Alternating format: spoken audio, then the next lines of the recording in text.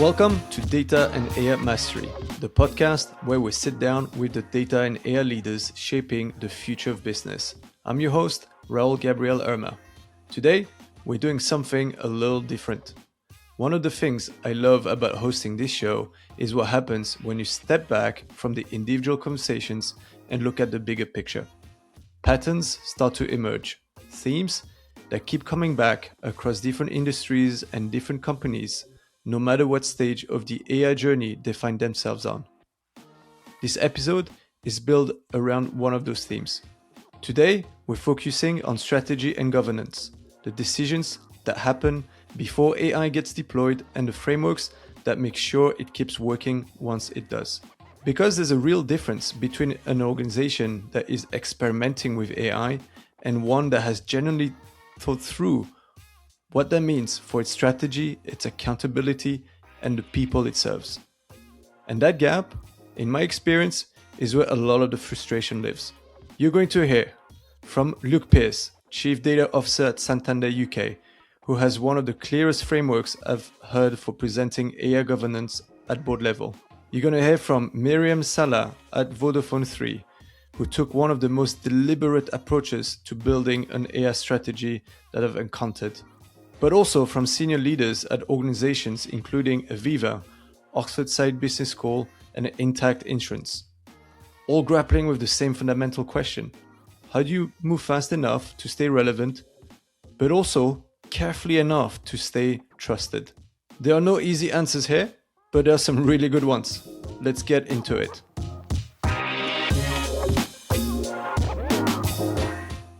Completely different from anything that we've done before. We sat down as a team and we challenged ourselves to say, what we know is artificial intelligence is really going to transform our business, but we can't see it, obviously.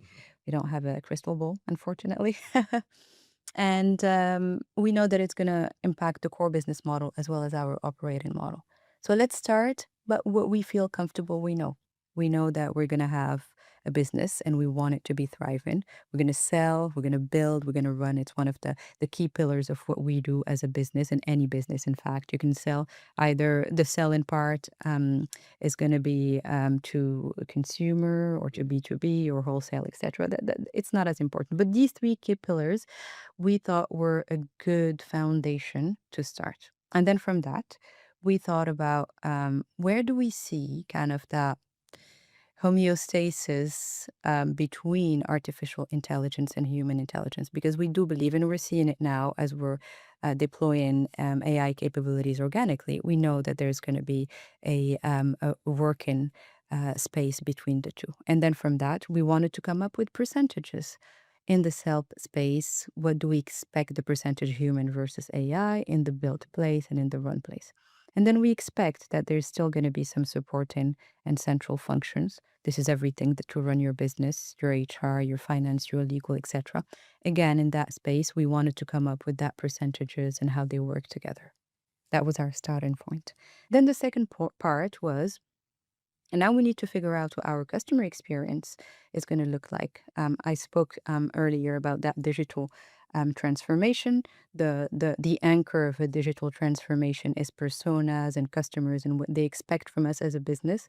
Now our customer can become an AI, an agent, as well as a human. We never had any thought, any thinking around this. So that's something that we need to take into account. But now also some of our employees are going to be agents. So agent to agent, how does that fit in within, the customer experience, which normally drives the outcome of any transformation? And then we had an idea of what we wanted to achieve in the next few years. That was the first part of our AI strategy. So we decided that the right thing to do is let's go on a roadshow.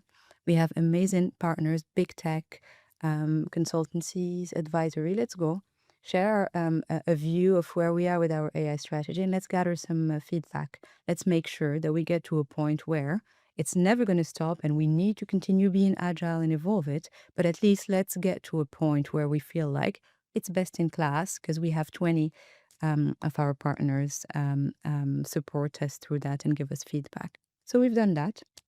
And now what we're doing is making sure that we focus on the actual execution plan.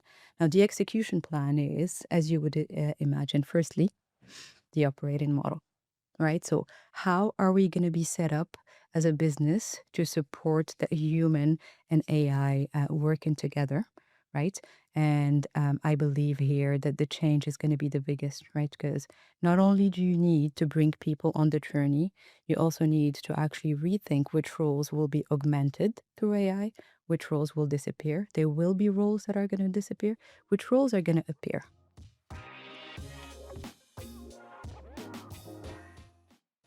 It is a balance, is the first thing to say, but you set really clear guardrails. So actually the outcome that you're trying to get to, so when you say we want to get a customer benefit, we want to do a really improved service or value proposition for a customer, but it's always with and we need to make sure that we do that safely. Because if you go for sort of a quick buck on something, which isn't what we would do, it's not what we're about as an organization, it's about that long-term value, then actually you won't get that if you do it without kind of the right controls and the right guardrails being in place. You might potentially lose customer trust, and that's something that we would never be comfortable doing. So you architect right from the start, and you don't look for an either or trade-off. You look to say, how do I reach that customer outcome with the right guardrails and controls and protections in place? And actually, if I can't do it with the right guardrails, controls, protections, then it's possibly not the right thing to be doing. And I think when you're very clear in terms of what's the outcome you're trying to get to and what does good look like, then actually it's not a trade-off, because they're one and the same thing. They're all requirements to get to a quality outcome. If I turn around to a customer and said, we've done this thing really, really quickly and really, really cheaply, but actually we didn't protect your data along the way, or we behaved unethically along the way, then that's not a good customer outcome. So actually, it's a total failure. So the good customer outcome is we've delivered something to you really quickly, and we've delivered it to you at a really good price point. Your data's been completely protected throughout that journey. We've managed it in a sustainable and an ethical manner. That's the customer outcome that they actually wanted. And if you define it in that manner right from the start, and you architect in that way right from the start, then actually you're generally in a good position. There's not a trade-off. That's how you do it well. So what does it take in practice to, implement those sort of guardrails, the sort of red lines? How does that cascade through in the organization when, individuals are implementing projects? Would love to understand what does it take? Yeah, so you have to think broadly. So technology, people, and process. You need to think about all three. Certainly for us, it has been core that you architect in the right guardrails and the right controls from day one. And so when you build out whatever the technology solutions are that you're using, how are you going to use the LLMs in your organization? Actually having those guardrails in right from the start is really important. The way that we approached that was actually that we built our own platform. We didn't build LLMs. We utilized kind of the industry leading LLMs, but we built a platform that meant that all of our scale productionized solutions are built out from that platform, and that inherently comes with the guardrails associated. So we made sure that we worked with the right third parties. We made sure that actually we put in transparency controls, hallucination controls right from day one. So you do have to architect in that manner, and you do have to invest and make sure that you set up in that way. You then need to think broadly, as mentioned, kind of process and people. They are all part of the solution. So how do you educate the people who are going to be using the different technologies or the different solutions? How do you make sure that you are helping them to understand a little bit about AI? How do they use these things? What should they see? If they see or think certain things, what do they do? Making sure that you've got processes aligned to that. So you do have to think broadly around it, but I don't think it's any different necessarily to delivering any other key transformation. You still have to think about people and process and technology. This is just a different technology that you're working with that comes with some different challenges and some different risks that you need to understand, and you need to make sure that you factor those in right from the start.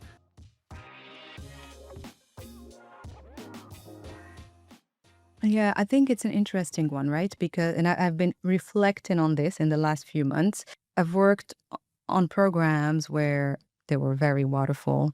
And I've worked on programs where I pushed a lot on agility because I think it is really, really important. But I do believe, interestingly enough, that in the era of AI, we need to create a new way of managing change and governance that is a bit of a mix between both. I think the waterfall space, and I'm not talking about like Yep. really rigid waterfall, but kind of a little bit more gateways when it comes to anything that matters more, like the foundations, security, privacy, ethical, responsible AI. Needs to be a little bit more waterfall and very thought of and managed appropriately. And then on the rest, in the implementation, in the actual POC and before kind of production, it's good to be agile because you can test, learn, and change things as you go. So I think a little bit of a hybrid of way of thinking and doing things is going to be required because we can't deliver either or for sure, is what I That's see. pretty cool, like a governed agile approach. Yeah, exactly. Yeah. We talked a lot about agile, which is like waterfall and agile, but govern. I like that. Yeah. Is it because AI presents risk in terms of, it can get it wrong, decisions could have an adverse impact on the customer?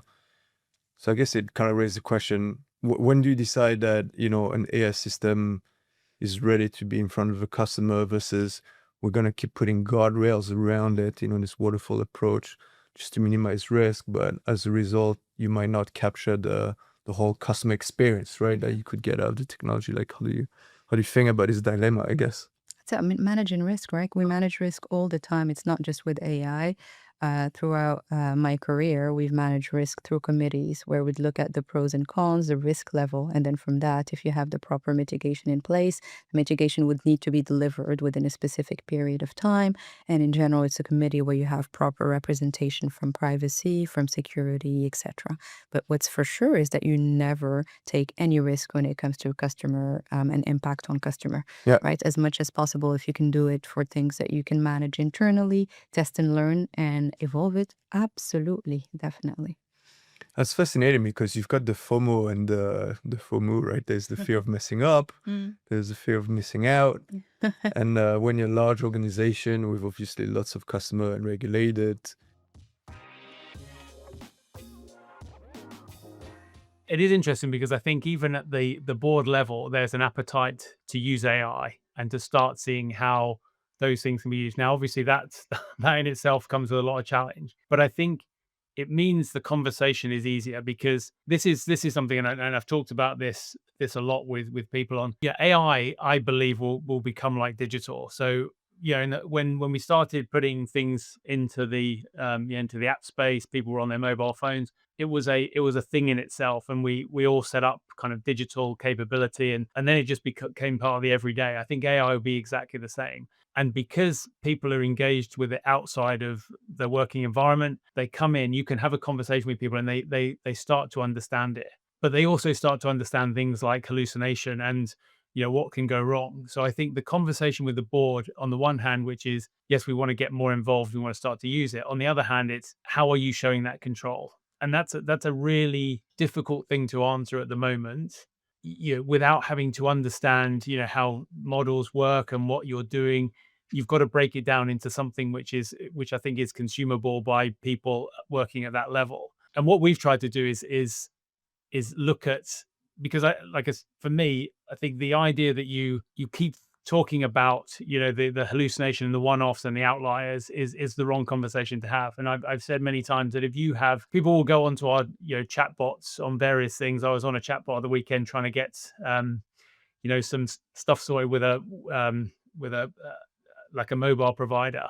The chatbot was awful and it gives the wrong answer, but no one really gets, because eventually you get put through to a person, no one really minds on it. As soon as you get into an AI chatbot, which gives a funny answer, then everyone says, oh, it's hallucinating. It's going to give like all sorts of bad things. And so there is a panic almost setting in, that it's a very emotive subject. And I think we need to move away from that guardrail discussion on, we will manage that it will produce a good outcome, as in it won't produce something that's hallucinogenic, but we also need to show you the controls that we have in place across the flow to make sure you understand that, and you understand that actually we're monitoring these things on an ongoing basis. And the way I try and break it down is, operationally, we need to make sure that we're calling these things in the right way. So you can look at if you're linking AI together and you're calling a model in a number of different ways, if it starts to do it, the patterns start to evolve and start to do things differently, then that's worth an investigation. So we call that the operational metric. We also need to make sure it's being fed with good data. And I think that's one of the most fundamental parts of and the crossover between the governance side and the AI side is if you put bad data in, it's almost exponentially worse than what it used to be of what comes out the other side. So make sure you have your data controls. And then the third part, which is let's look at outcomes and let's make sure there's an oversight in terms of making sure that the data we're feeding in is producing the outcome and we're looking at the outcomes and checking it. And that could be, it could be some partial manual checks that people are doing. There could be AI as a judge, and those things will start to evolve over time. But I think those three key parts of making sure that you can describe the way the oversight is working is a much better conversation to have with a member of the C-suite, a member of the board, so that once they understand that, then they can see, okay, well, how many things have we got live? What are those? How are those controls working? And do we have confidence that they're working across the organization? I think that's the only way that you scale, and that's the only way that you then start to get into a conversation around agentic or something a little bit further, which is, okay, can we put this now in front of a customer? Do we trust it enough? But it is really that core conversation, I think, is so important at the moment.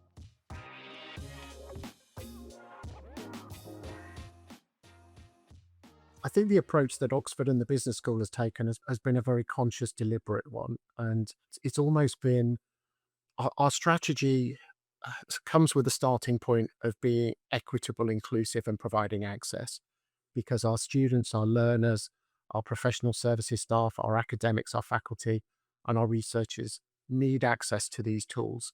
And part of that strategy is acknowledging that if we don't embrace and provide them in a supported, maintained, secure way, people are going to use them anyway. They're out there.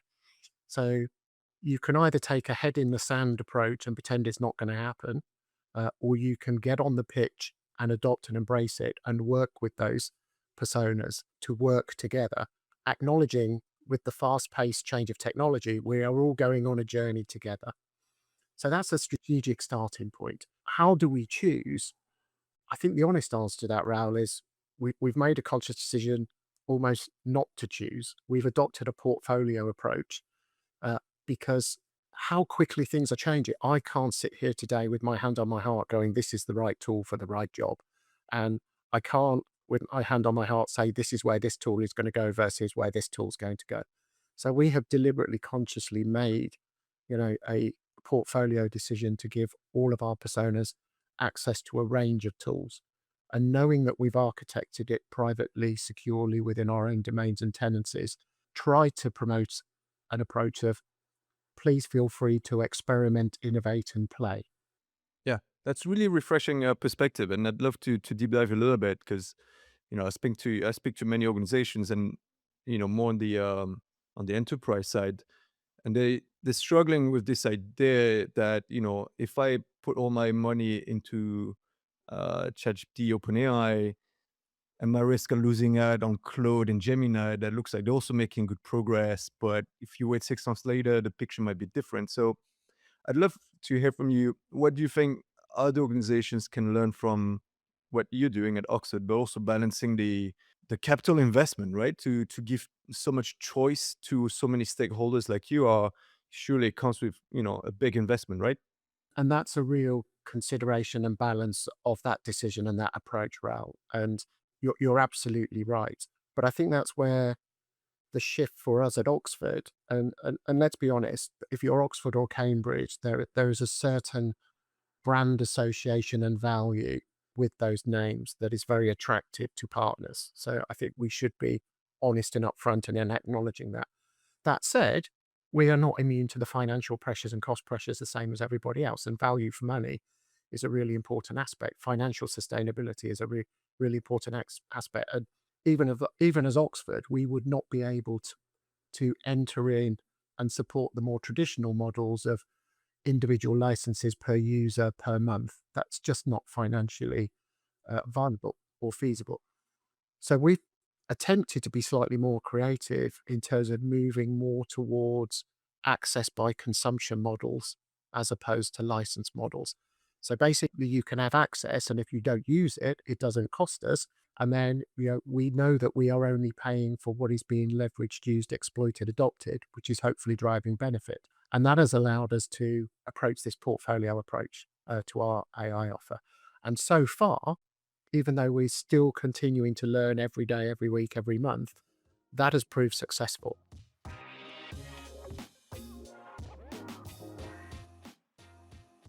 I mean, we did take quite a good approach at the start. So I think a lot of organizations, the AI is there. They say let's find some use cases, and you get a list of 1,000 use cases, and it's very difficult to digest them all. I mean, I think probably everyone goes through that first process, and then you're having lots of conversations. You're not actually progressing anything because you're trying to work out what that killer use case is. I think we took an approach early on to bring a domain approach together. So we effectively, rather than say, individual, anyone can bring a use case, we said, let's focus on a domain.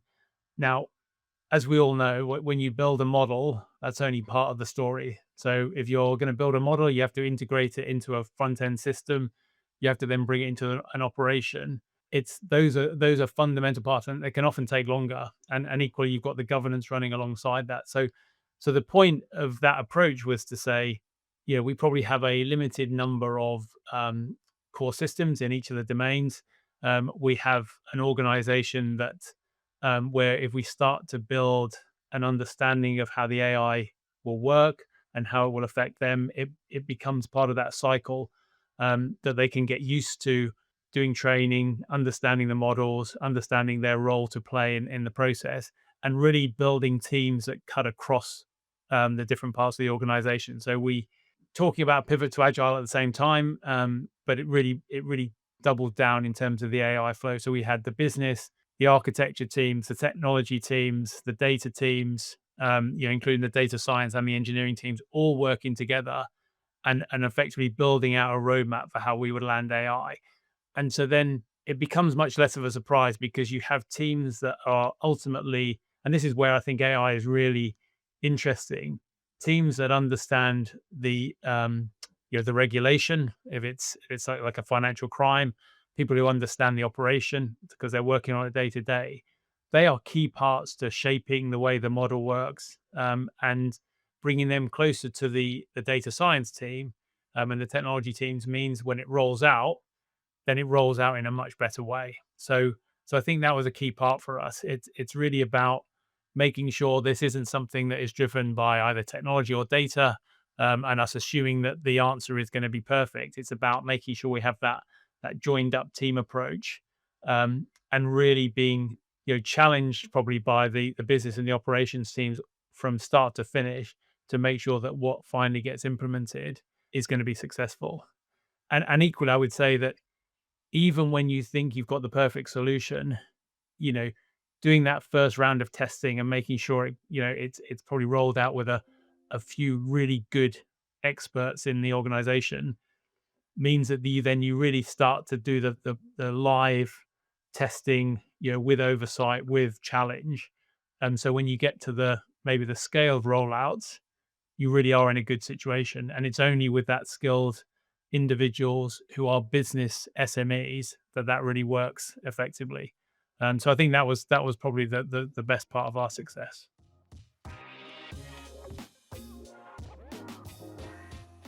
What does success look like, fast forward a year's time? Actually, this is very interesting. I asked the same question to my manager, the CIO, right? You know what he told me actually resonates with me so well. Basically, he said, if in 1 year's time, if we can tell a data story so simple that the business will be able to say, yeah, I want more of that. Can you do more things for me? Right? Rather than saying, oh, I don't understand. What do you mean by this data management? What do you mean by like ownership? What do you mean by stewardship? What does this tool do? Instead of that, if people can understand the data story simply and can understand the benefits we are bringing to the table tangibly, and that's making data simple, that's success for me and the team in the next 12 months. Super clear. That's great. It's nice to think about it from I guess an outcomes point of view rather than kind of like internal complexity and technicalities, Oh, which often people don't don't have to appreciate anyway, right? No, absolutely. They do, like, it's not just Excel sheets and spreadsheets, right? Data is beyond that. Data is not building dashboards. More often, we actually put more data in the hands of underwriters, claims processors, pricing analysts than necessary. And then you are actually in a decision paralysis, right? Like, how am I going to make the decision? So having the right data at the right time with the right people in the right possible way is everything has to align for you to be able to make those informed decision making faster. And I guess, how do you balance this desire for simplicity, but also knowing that the insurance industry, has a decent level of compliance, and you need to have like, responsible governance. So one could argue that those are kind of like separate concerns, simplicity versus, making sure that things are done the right way, which adds a bit of complexity. So how do you think about balancing those two views together? To be honest, do I know everything? I don't. But what I should know as a chief data officer to maintain compliance against the data landscape, the way I look at it is very simple. I don't look at compliance and data goals as two separate things. I look it as one item, right? It's one agenda. Making data perfect is not my aim, right? Giving data or making data usable is my aim. It's two different things, right? I'm not aiming perfection here. I'm giving more usable data, useful data, and then doing it whilst complying to all the regulations, but also ethical considerations is very important.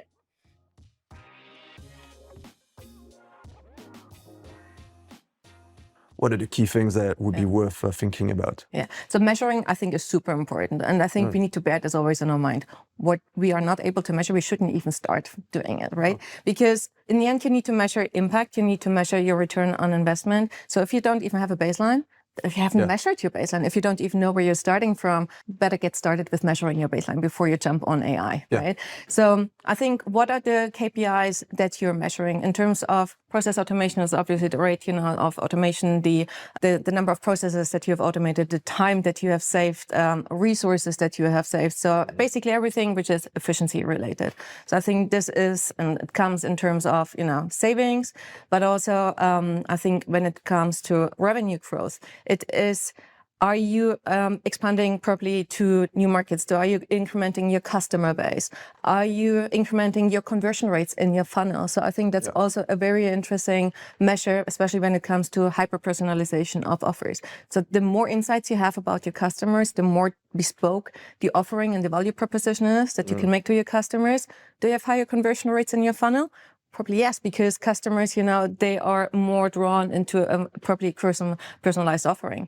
But as well, the way how you interact with them. So if you talked a lot about contact center, automation. There are a lot of new technologies right now that help with contact centers. So if you get a very good customer interactions through, voice bots, for instance, and you have a 24/7 self-service available, is your NPS getting better? So is your customer service, and your customer satisfaction higher? So it really very much depends, on what kind of initiatives and what importance you give, but you need to be able to measure it. The baseline and the impact that you're producing, the ultimate impact. And in between is the adoption rate. So I think if you don't adopt it, you will not get to the ultimate impact. You need to know always, what impact you're measuring, but as well in the middle is the adoption that you to measure. So how well is actually your organization adopting AI? And this starts with the individual productivity, individual use of those tools, but also in terms of teams and the overall organization, basically what's the adoption rate? And I think this is a very important KPI to have in your mind. Super interesting. So really important to keep track of operational metrics, marketing and sales funnel.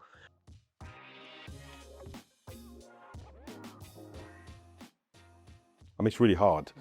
We definitely went in with a theory of, let's not let 1,000 flowers bloom in an uncontrolled fashion. But on the other hand, once colleagues start building GPTs and having access to it, it's really hard to control it, and you don't really want to over control it. So we've been really selective. Like, the group will make a number of calculated but big bets. So we're going to make some choices about where we deploy it. We know our business. we know what we do and we know where there's huge opportunity to improve the business. And we're going to make some calculated bets in that space, which we've already started. But beyond that, we'll also have some freedom within the framework. We'll allow some, in fact, today we've just launched a Dragon's Den type process. We've put some money in a pot to allow teams to access that and do some low code, no code, maybe mid code development within the teams. So a combination of both. So yeah, it's curated rather than controlled, but we sort of know the pockets of opportunity that we want to work on over the next 18 months, and they're really exciting. That's a wrap on today's episode. What I take from these conversations is that the organizations building an AI strategy that actually holds up are the ones that started by asking the harder questions. Not what can we do with AI, but what do we stand for? What does good look like for our customers? And how will we know when we're getting it wrong? That discipline, more than any particular tool or framework, is what separates them. If what you've heard today has sparked your interest, these were just the highlights. The full conversations go much deeper. Links to every episode featured are in the show notes. If you found this useful, please do subscribe. It means you'll never miss a future conversation with the leaders driving data and AI forward. And if you're enjoying the show, a review on Spotify or Apple Podcast goes a long way. And if you're a data and AI leader looking to build the strategic and technical capability your organization needs to make AI work, not just in theory, but in practice, Cambridge Spark can help. Find out more at cambridgespark.com or connect with us on LinkedIn. Until next time, stay ahead, stay inspired, and stay masterful.